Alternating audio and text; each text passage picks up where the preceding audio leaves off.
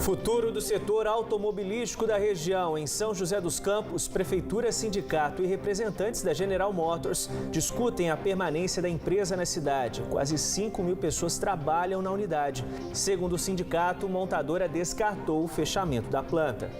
Já em Taubaté, a demissão de 12 funcionários da Ford gera greve na unidade. Paralisação entrou hoje no segundo dia. A empresa diz que corte foi necessário para adequar a produção diante da queda nas exportações. Eleitores de Lagoinha já têm data para voltar às urnas. O Tribunal Regional Eleitoral marcou para o dia 17 de março a data das eleições do município, que vão definir o novo prefeito da cidade. Polícia investiga ação criminosa na rodovia dos Tamoios. Bandidos encapuzados e fortemente armados bloqueiam a estrada e roubam carros fortes. Câmara de Taubaté reduz pela metade a frota de veículos disponibilizada aos vereadores e promete economizar mais de R$ 1 milhão por ano com a medida. E ainda no esporte, a preparação do Taubaté para a estreia em casa no Campeonato Paulista. Terça-feira, 22 de janeiro. Bem-vindos, este é o Band Cidade, segunda edição.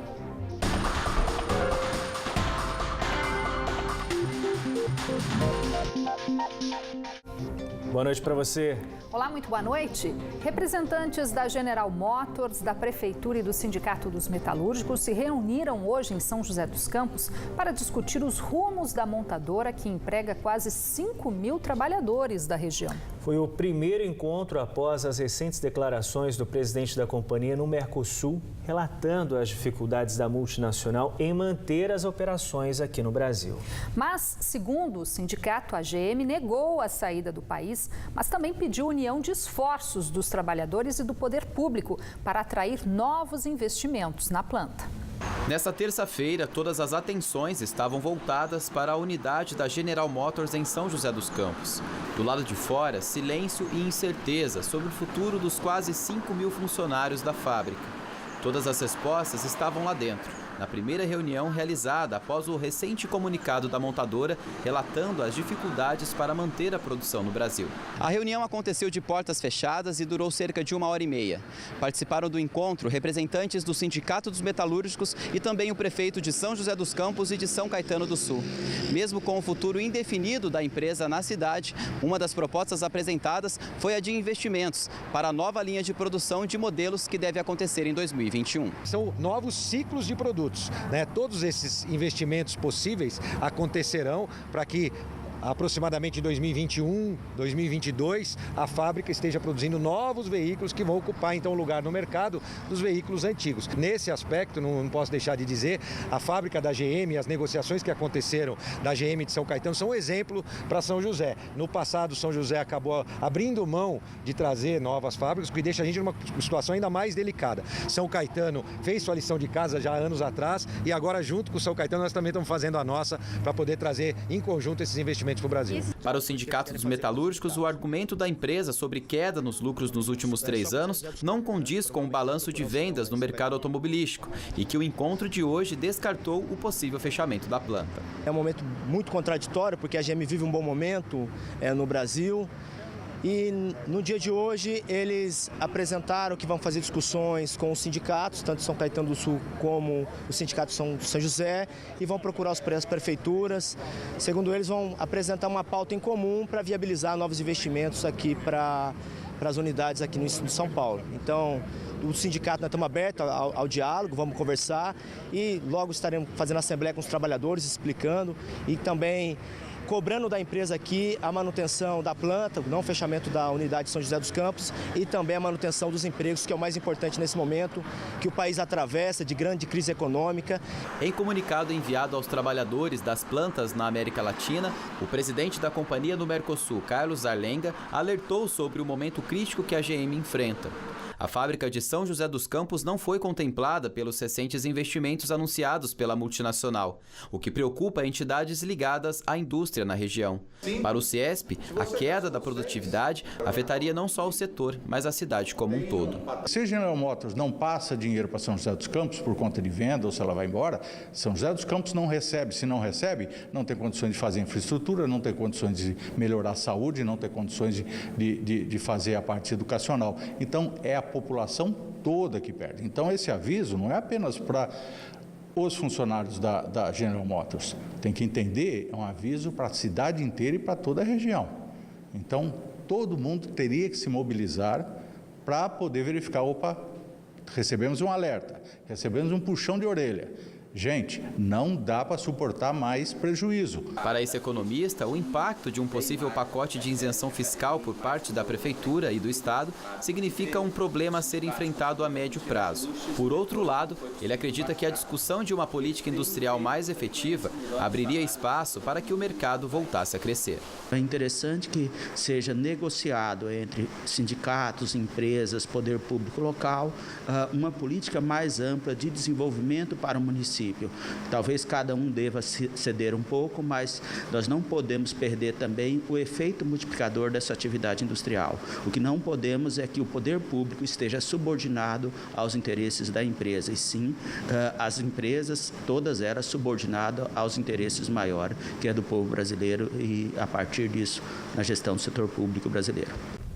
Uma segunda reunião entre a montadora e o Sindicato dos Metalúrgicos foi realizada agora à tarde, onde a empresa apresentou algumas reivindicações para ajustar a relação com a entidade que representa a classe trabalhadora. Porém, não foram divulgados detalhes desse encontro. Amanhã, o Sindicato de São José participa de outra reunião em Guarulhos, com representantes do Sindicato de São Caetano, onde a GM mantém outra fábrica. Nenhum representante da multinacional quis comentar o assunto. Os funcionários da Ford de Taubaté continuam em greve, em protesto à demissão de 12 metalúrgicos que ocorreu nesta segunda-feira. Hoje foi o segundo dia de paralisações na fábrica de motores e ainda não há previsão da retomada dos trabalhos na unidade. Somente o setor administrativo e os serviços essenciais foram mantidos. O sindicato que representa a categoria diz que a Ford quebrou um acordo feito entre eles para evitar o corte de 350 trabalhadores que a empresa considerava excedente. Em novembro do ano passado, a fábrica anunciou o programa de demissão voluntária, que teve adesão de 128 funcionários. Em nota, a Ford informou que as demissões foram necessárias para adequar os volumes de produção em função à queda nas exportações para a Argentina e para o México. A empresa ainda informou que está em processo de negociação com o sindicato. 2 pessoas morreram ontem à noite num grave acidente na rodovia Oswaldo Cruz, que liga o Vale do Paraíba ao litoral norte. Um carro que passava pelo trecho de Taubaté, na altura do bairro do Registro, invadiu a pista contrária e bateu numa moto que seguia pelo sentido oposto. Os 2 ocupantes da motocicleta não resistiram e morreram. Entre as vítimas, o professor de Educação Física, Paulo Emílio, que foi um dos responsáveis pelas atividades do Taubaté Country Club. O corpo dele foi sepultado nesta tarde no cemitério municipal. Muito conhecido na cidade, a morte do professor causou comoção nas redes sociais. O motorista do veículo não sofreu ferimentos. A polícia ainda investiga as causas do acidente.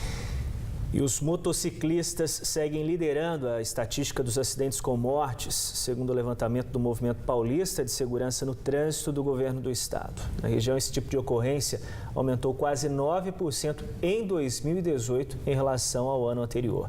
Os dados foram divulgados nesta segunda-feira. Confira.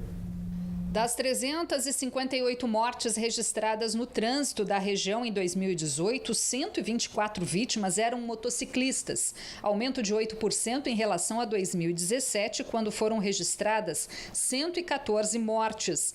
Alta também no número de mortes de ciclistas. Foram 50 ocorrências ano passado contra 41 em 2017.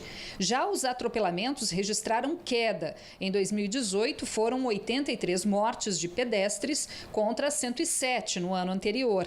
O número de vítimas em acidentes envolvendo carros também caiu. Passou de 78 em 2017 para 68 ano passado. O Tribunal Regional Eleitoral marcou para o dia 17 de março as eleições para a escolha do novo prefeito de Lagoinha.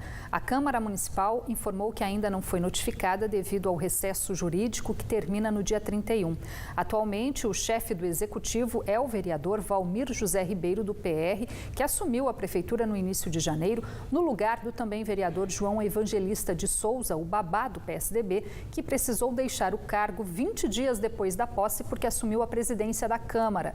Em dezembro de 2016, o prefeito eleito Cláudio Henrique da Silva, do MDB, e o vice Diogo Carvalho, do PSD, foram cassados e condenados por crime eleitoral ao pagamento de multa por abuso de poder econômico. Motoristas do aplicativo Uber participaram hoje de um protesto em Taubaté. Eles pedem mais segurança durante as viagens e mecanismos de melhor avaliação do passageiro com informações como foto do usuário. O grupo saiu do Parque dos Sedes e seguiu em carreata rumo à Avenida do Povo. Os motoristas também relatam casos de violência como roubos. Em nota, a Uber informou que trabalha para oferecer mais segurança com o aprimoramento do serviço com o uso de novas tecnologias. Pássaros de espécies raras foram encontrados hoje presos em gaiolas pela Polícia Ambiental. As aves estavam numa casa no bairro do Barreiro, em Taubaté. No local, os policiais ainda apreenderam cocaína, maconha, 2 celulares e munição de uso restrito. Um homem foi preso por tráfico de drogas. Depois do intervalo, no Band Cidade, redução de frota de veículos usados por vereadores deve gerar uma economia de mais de R$1 milhão por ano na Câmara de Taubaté. Claro que o contribuinte agradece muito. E ainda, crime cinematográfico. Bandidos bloqueiam a rodovia dos Tamoios, explodem carros fortes e conseguem fugir com o dinheiro. Hora certa para você, 7h01.